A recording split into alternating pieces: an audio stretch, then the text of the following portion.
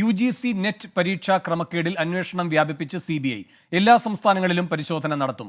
പരീക്ഷ റദ്ദാക്കിയത് സുതാര്യത കാത്തുസൂക്ഷിക്കാനാണെന്ന് UGC വ്യക്തമാക്കി. നീറ്റ് പരീക്ഷയ്ക്ക് പിന്നാലെ നെറ്റ് പരീക്ഷയിലും ക്രമക്കേട് നടന്നതിൽ പ്രതിഷേധം ശക്തമാണ്. ചൊവ്വാഴ്ച നടന്ന നെറ്റ് പരീക്ഷയാണ് ഇന്നലെ റദ്ദാക്കിയത്. രാധാകൃഷ്ണൻ ഡൽഹിയിൽ നിന്ന് ചേരുന്നു കൂടുതൽ വിവരങ്ങളുമായി. രാധാകൃഷ്ണൻ, എങ്ങനെയാണ് UGC ഈ സംഭവത്തെ കാണുന്നത്? അന്വേഷണത്തിന്റെ ഗതി ഏത് രൂപത്തിലാണ്?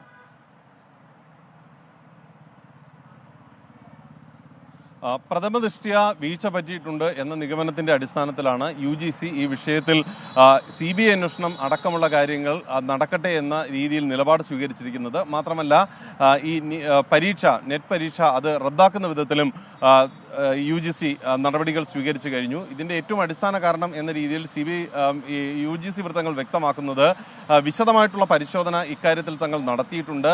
വീഴ്ച പറ്റി അഥവാ നടന്നിരിക്കുന്നത് ക്രമക്കേടുകൾ ഉണ്ട് എന്ന് പ്രഥമ ദൃഷ്ട്യാ സംശയം ജനിപ്പിക്കുന്ന വിധത്തിലുള്ള സാഹചര്യമാണ്. ഇതുകൊണ്ട് തന്നെ ഇനി ഈ പരീക്ഷയുമായിട്ട് മുന്നോട്ട് പോകാൻ സാധിക്കില്ല. അതുകൊണ്ട് പരീക്ഷ റദ്ദാക്കുന്നു എന്ന നിലപാടാണ് UGC സ്വീകരിച്ചിരിക്കുന്നത്. നമുക്കറിയാം, നീറ്റ് പരീക്ഷയുമായി ബന്ധപ്പെട്ട് ഉയർന്ന വിവാദങ്ങൾ നിലനിൽക്കെ അതിന് തൊട്ടു പിന്നാലെ ഈ നെറ്റുമായി ബന്ധപ്പെട്ടിട്ടുള്ള വിമർശനങ്ങൾ കൂടി ഉയർന്നു വരുന്ന സാഹചര്യത്തിൽ, അഥവാ ഇക്കാര്യം പ്രഥമ ദൃഷ്ട്യാ സ്ഥിരീകരിക്കാൻ UGC തന്നെ തയ്യാറാകുന്ന സാഹചര്യത്തിൽ ഈ ദേശീയ തലത്തിൽ തന്നെ ഈ പരീക്ഷാ നടത്തിപ്പ് ഏജൻസികളുടെ നടപടികൾ അത് അന്വേഷണ വിധേയമാവുകയാണ്. CBI ആണ് ഈ വിഷയത്തിൽ നടപടികൾ സ്വീകരിച്ച് മുന്നോട്ട് പോകുന്നത്. ഇക്കാര്യത്തിൽ CBI വ്യത്യസ്തങ്ങളായിട്ടുള്ള സംഘങ്ങളായി തിരിഞ്ഞ്, ഡയറക്ടറുടെ നേതൃത്വത്തിലാണ് മേൽനോട്ടം നടക്കുന്നത്. വ്യത്യസ്തങ്ങളായിട്ടുള്ള സംഘങ്ങളായി തിരിഞ്ഞ് വിവിധ സംസ്ഥാനങ്ങളിൽ പരിശോധന അടക്കമുള്ളവ നടത്താനുള്ള തീരുമാനമാണ് കൈക്കൊണ്ടിരിക്കുന്നത്. ഇന്ന് ഈ സംഘങ്ങൾ അതത് സംസ്ഥാനങ്ങളിൽ, അവർക്ക് ചുമതലപ്പെട്ട സംസ്ഥാനങ്ങളിലെത്തും അന്വേഷണത്തിന് വേണ്ടിയിട്ട് എന്നുള്ള രാവിലെ തന്നെ നമുക്ക് വ്യക്തമാക്കാൻ സാധിച്ചിരുന്നു. CBI ഇക്കാര്യം സ്ഥിരീകരിക്കുന്നുണ്ട്. പക്ഷേ ഇക്കാര്യത്തിലെ